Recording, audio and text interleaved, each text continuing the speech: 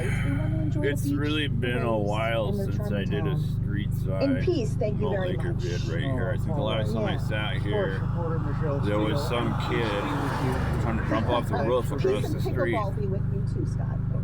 singing A fascinating and horrifying story now from the South Atlantic. I just saw my way to a yacht named the Mignonette had sailed from Britain, headed to Australia, but sank in a storm off the coast of Africa. Crew of 4 clambered into a dinghy with barely any supplies. And after 3 weeks adrift, the local Captain Thomas shit Dudley kicker reached the fateful decision. went to the gas station and kicked some shit around there for a bit, and then I got some killed the 17-year-old fucking boiled eggs. I'll eat now in a 4-pack of 8.1 high gravity hurricane. Be bold, be smooth, be powerful. Be gone. Here it is right here. Shipwreck, an act of It's right on the label. a murder trial that changed High gravity. Before I crack this, I gotta get my eggs. Thanks so much for being with us. Oh, it's great to meet you. Some eggs. And I also got a yogurt. When I was a first year law student, my law school roommate, I gave a Halloween party with the theme of "Come as your favorite case." Some Cho Bonnie. My law school roommate, Raspberry. federal judge, came as Captain Dudley, and he Captain went to the Howdy. supermarket. He got some chicken parts, spattered them with ketchup, and wore them around his neck. And I had not actually read this case in my criminal law class. He read it in his. So this was my introduction to the case. Was actually my friend dressing as the cannibal. Two already cooked. Easier than a piece of pie on a hamburger bun. The person I did was sharp and ramming into underneath it and thought it capsized this tiny dinghy.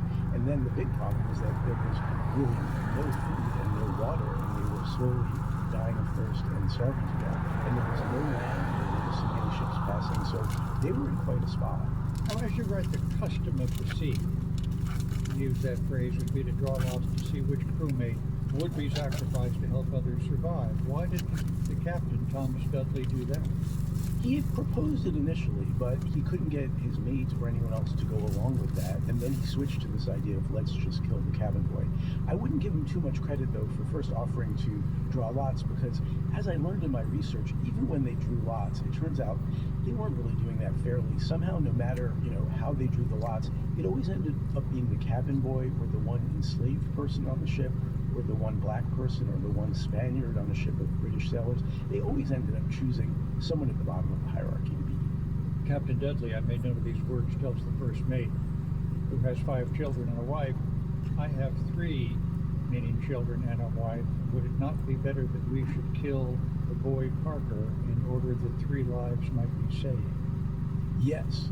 He was making a kind of rough utilitarian argument. He was saying, this is the better thing to do. This isn't just murder. This is killing one person to save 3 lives. This is a good thing, right?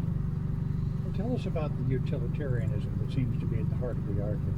So people like Captain Dudley thought, if you can save 3 lives by killing one person, that is worth doing. And utilitarianism is this idea created by Jeremy Bentham, the philosopher, who said, that which is the greatest good number is the moral thing to do.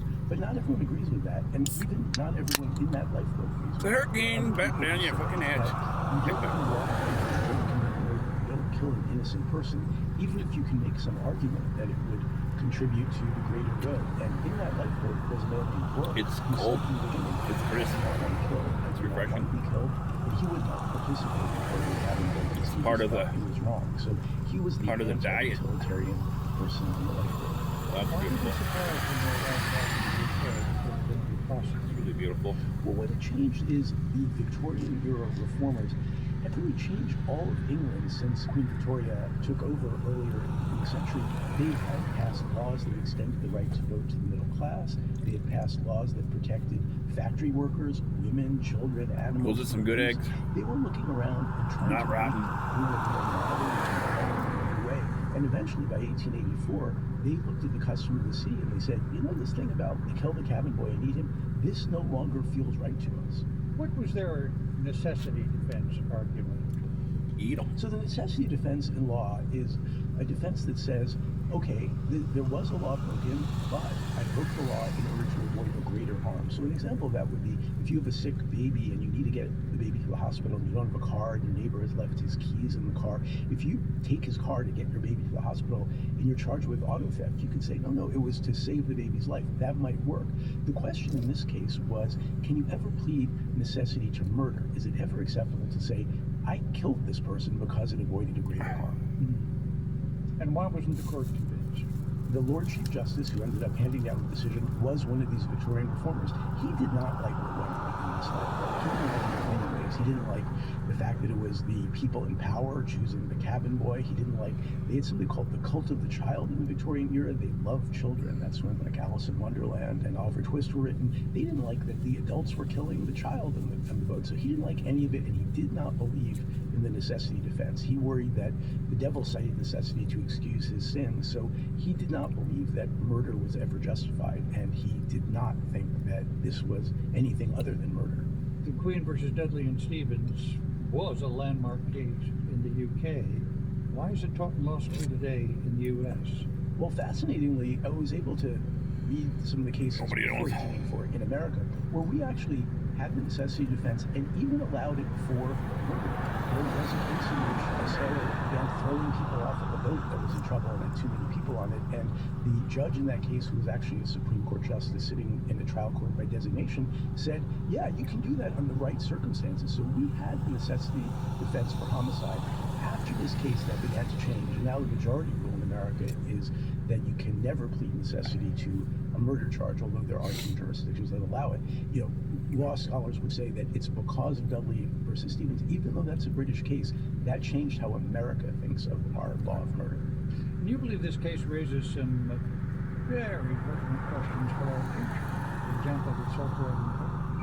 That's exactly right, because there are many contexts in which we need to make this decision. Is it ever acceptable to sacrifice an innocent person to save more lives? And we need to literally program our AI and program our self-driving cars.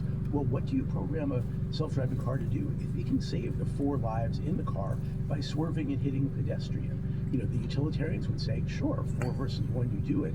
But other people are saying, and scholars actually are writing about self-driving cars in this way, saying, no, the pedestrian is innocent, he's uninvolved, he has nothing to do with the car. You don't get Artificial intelligence. Select off with artificial intelligence is, So this is a question. it doesn't offer all the senses. There's no taste.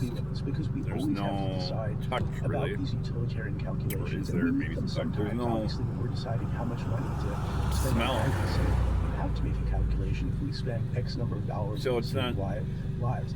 But the more it's about sacrificing a particular life, it's you know, of a half-assed. pedestrian or a cabin boy, we need to think If you long and can't hard, have all and I your do think senses, that the Lord Chief Justice is you're not gonna be a great intelligent. guide to that, and a great You're not going to have all the we need to intellisences. push back against this idea that everything Just coin can be that term, I calculated, think. and as long as we can make a mathematical argument for why your life should be taken away, we can take it away.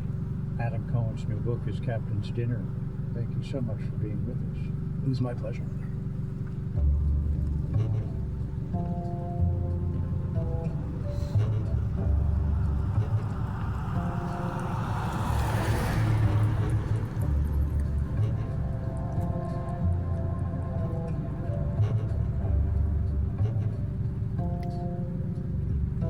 It's time. This is Weekend Edition from NPR News. I'm Scott Simons.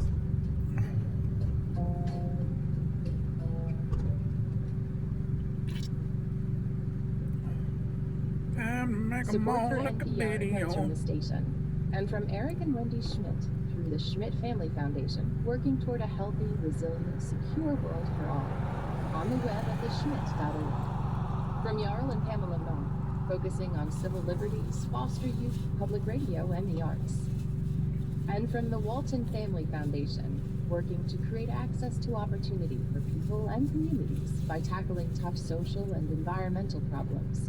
More information is at waltonfamilyfoundation.org. The Waltons. I remember that show.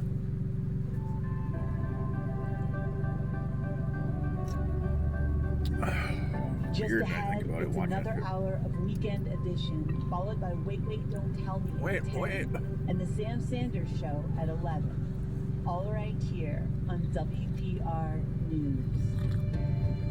that's some good coffee. I put oat milk in it and some fucking brown sugar or some shit. Some cane sugar.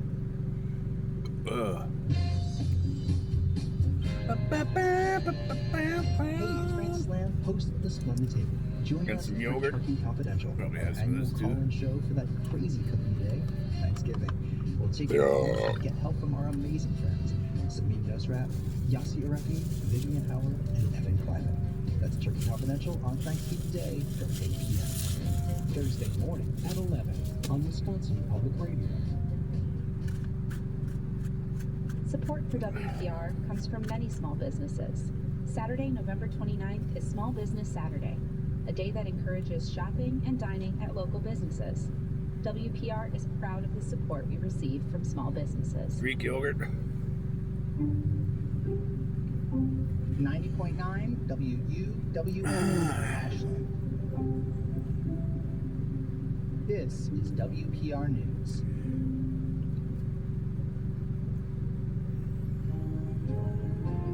It's good.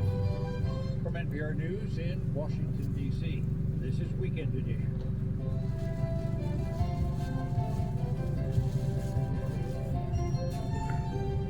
I'm Scott Simon. This hour, the stakes of the Russia-U.S. peace deal on Ukraine that seems to leave out Ukraine. Then Ron Elving on the weekend politics. And later, Charlie Chaplin. Artificial Intellasenses. True crime documentary. So he's made a film to show all the shady techniques he would have used to stretch reality. I think what's interesting about the ethics of true crime is how those sorts of fairly minor distortions can fairly easily give way Minor to much distortions. more serious ones. And that's something that the film tries to grapple with, is where you draw that line. First, we have our newscast. Today is Saturday, November 22nd, 2025. Live from NPR News in Washington, I'm Windsor Johnston. Congresswoman Marjorie Taylor Greene is stepping down in January, a move that's raising new questions about the direction of the Republican Party's hard right wing. Her departure follows months of friction with President Trump and controversy over the release of the Epstein files. Alex Helmick from member station WABE in Atlanta reports. The Republican congressman has recently become a critic of the president and members from his initial stance on the release of the Epstein files with foreign affairs. That led Trump to call her a traitor, saying he would support a primary challenger against her in her conservative Northwest Virginia district. Here's Green in a more than 10-minute video posted online. And I do not want my sweet district to have to endure a hurtful and hateful primary against me by the president that we all fought for, only to fight for election while Republicans will likely lose the midterms. Georgia's Governor Brian Kemp will have to set a special election date within 10 days of Green's resignation to replace him. For NPR News, I'm Alex Helmick in Atlanta. The G20 summit opened today in Johannesburg, where all the country's members voted to adopt a joint declaration after the conference wraps up on Sunday, even though the United States is boycotting the event after falsely accusing South Africa of persecuting its white minority. South African President Cyril Ramaphosa praised the move as an early success. The adoption of the declaration from the summit sends an important signal to the world that multilateralism can and does deliver. The leaders of Britain, France, and other countries thank South Africa for its work and its charity. Is allowing Texas to use its recently redrawn map. Time to make them all like a video jam. NPR's Hansi Lowong reports it's the latest move in the gerrymandering fight led by President Trump to try to keep Republicans in control of the House. The Supreme Court may come as soon as Monday. If the court allows Texas to use the contested map for the midterm election, Republicans may be able to pick up 5 more seats in the U.S. House. The lower court had blocked that map after finding its challengers are likely to prove in a trial that the map is an unconstitutional racial gerrymander. That's because multiple top Republican officials made public statements suggesting they passed it to eliminate existing districts where Black and Latino voters together make up the majority. The Texas tells the Supreme Court the lawmakers were not motivated by race and were focused on drawing new districts that are more likely to elect Republicans. Time is running out to finalize Texas's map for the midterms. state's candidate filing deadline is about 2 weeks away. Hansi Lawang, NPR News. This is NPR News in Washington. Parts of the Port of Los Angeles are closed today after containers on board a container ship caught fire. Steve Futterman reports fire crews aren't sure when the blaze will be extinguished. It began just past 6 o'clock last night. Soon after that came an explosion. The immediate concern was the 53 crew members. They were all eventually accounted for with no injuries. It's believed the fire was caused by an electrical spark or malfunction on the lower deck. For hours, crews continued to douse the ship with water, but the fire continued. Some of the cargo includes hazardous material. Adam Van Kerpen is with the LA Fire Department. We are starting to move some of our firefighters back. Any of the firefighters who are in smoky conditions need to be on self-contained breathing apparatus. The ship arrived in LA on Wednesday from Tokyo. The Coast Guard is also involved in battling the blaze. For NPR News, I'm Steve Futterman in Los Angeles. More than 24 countries are committing to phase out fossil fuel subsidies and scale up renewables. The agreement was announced at COP30 in Brazil this week. Delegates at the climate summit remain deadlocked over a final agreement as oil states resist language on fossil fuel transition. Negotiators say the outcome could shape global climate policy for years if the commitments made are actually enforced. Burning fossil fuels emits greenhouse gases that are the largest contributors to global warming. I'm Windsor Johnston, NPR News in Washington. Support for NPR comes from NPR stations. Other contributors include Solar Glasses with Nuremberg, a new thriller starring Russell Crowe, Rami Malek, and Michael Shannon about the historic post-war show. That's the official Herman Goring. Now playing. The new mayor-elect of New York City, a Democratic socialist, got headlines around the world when he won. He's injected fresh optimism into progressive politics.